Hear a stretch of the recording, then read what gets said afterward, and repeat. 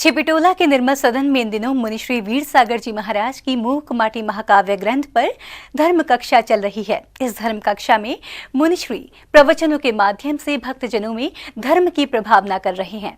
छिपिटोला के निर्मल सदन में इन दिनों मुनिश्री वीर सागर जी महाराज की मूकमाटी महाकाव्य ग्रंथ की धर्म कक्षा चल रही है। इस धर्म कक्षा में मुनिराज प्रवचनों के माध्यम से भक्तजनों में धर्म की प्रभावना कर रहे हैं।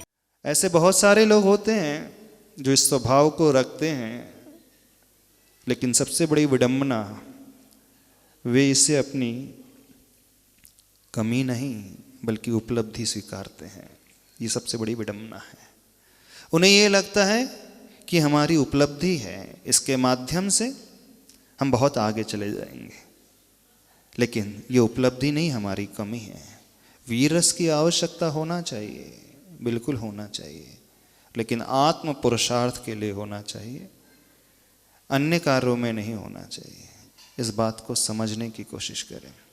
दुनिया में बहुत बड़ा एक वर्ग ऐसा है, बहुत सारे लोग ऐसे हैं, आप लोगों को भी मिलते होंगे, जो हमेशा यह तर्क देते हैं तुरंत बात का जवाब दिया जाना चाहिए, मन में नहीं रखना चाहिए, फटाफट बोल दिया जाना चाहिए ताकि बात वहीं समाप्त हो जाए।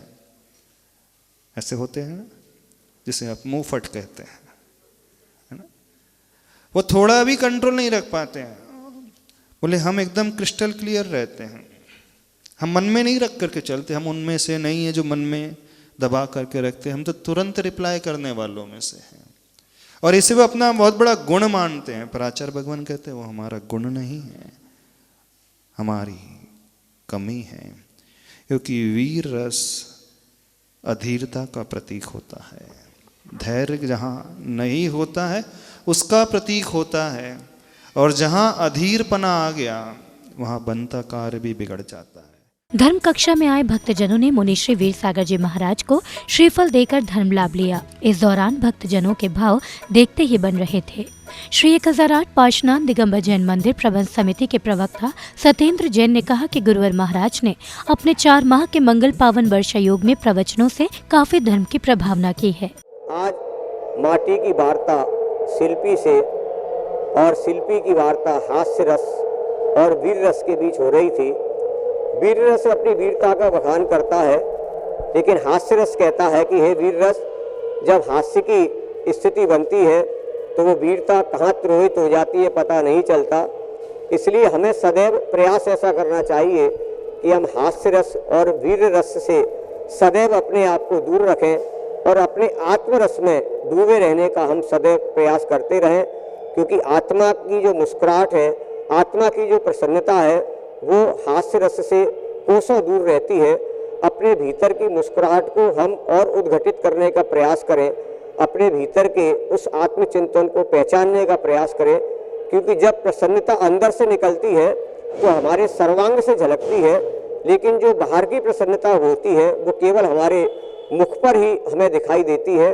तो प्रयास ऐसा करना चाहिए कि हमारी प्रसन्नता हमारे सर्वांग से झलके, हमारे सर्वांग से उद्घटित हो और वो जगत के समस्त जीवों को लाभ दे सके।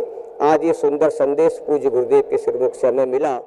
बहुत सुंदर, बहुत ज़्यादा धर्म का लाभ मिल रहा है महाराज जी के सानिध्य में हम लोगों को, और शायद ही ऐसा पिछले इतिहास में कभी हुआ होगा। सब लोग बहुत आनंदित हैं।